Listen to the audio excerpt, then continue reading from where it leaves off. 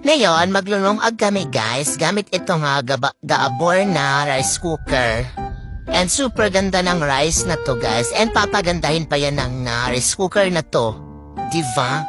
Ayan yan yung mga ano niya guys. Karton niya, electric pot. And pwede din ito makaluto guys ng siomai at mga mantikain na mga pagkain. No, diba? So basahin niyo na lang yung manual dyan. Kaya na bumasa kasi di kasi akong pabasa dyan. So ayan, naglulungag na sila guys. Sila madam. And after nyan guys ay